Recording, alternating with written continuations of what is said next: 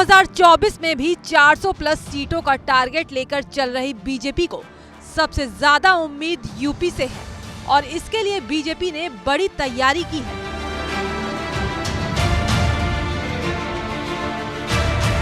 सूत्रों के मुताबिक पार्टी ने अपनी पहली लिस्ट लगभग तैयार कर ली है।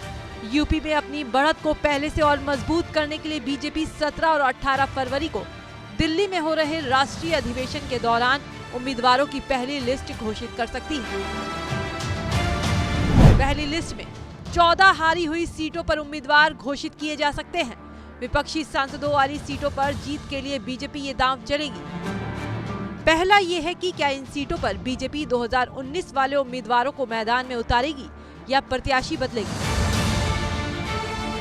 सूत्रों के मुताबिक पश्चिमी यूपी की सहारनपुर में राघव लखनपाल की जगह नया चेहरा आ सकता है। बिजनौर में कुंवर भरतेंद्र सिंह की जगह दूसरा जाट चेहरा हो सकता है।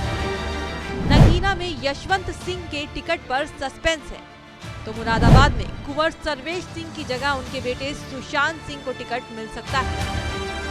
वहीं संभल में परमेश्वर लाल सैनी के टिकट पर सस्पेंस है। अमरोहा में कंवर सिंह तंवर के टिकट पर भी सस्पेंस है।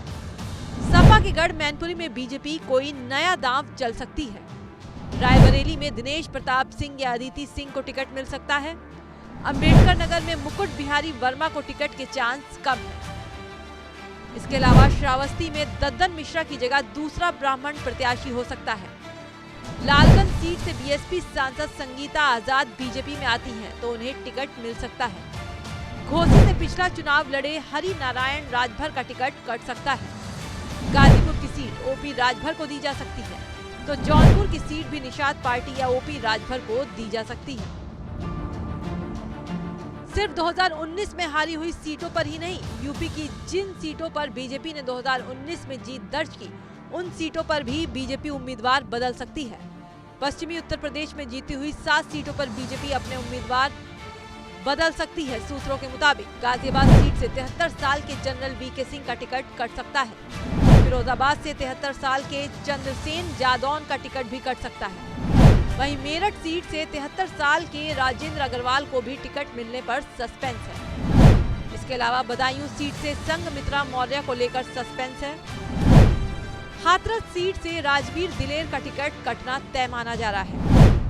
वहीं 75 साल की हेमा मालिनी को भी मथुरा सीट से टिकट मिलने पर संदेह है। बरेली से 75 साल के संतोष गंगवार का टिकट काटा जा सकता है। ये वो सांसद हैं जिन्हें उम्र की सीमा के कारण टिकट मिलना मुश्किल लग रहा है।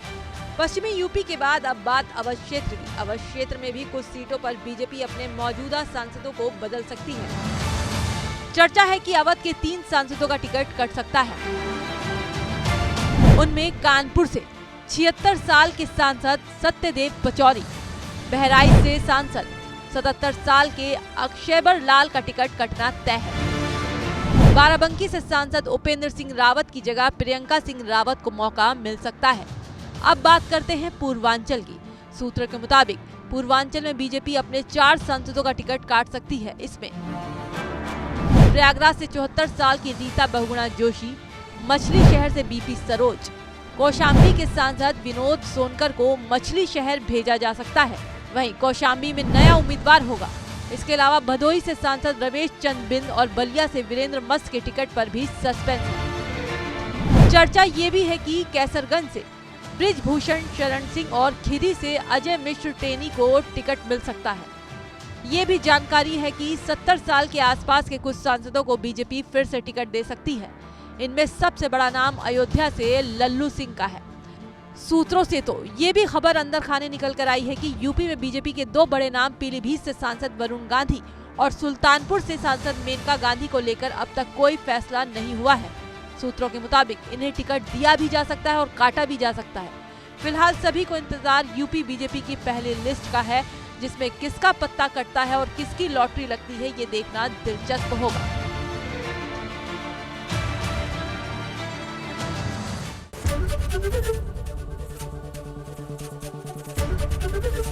एबीपी गंगा, खबर आपकी, जुबान आपकी।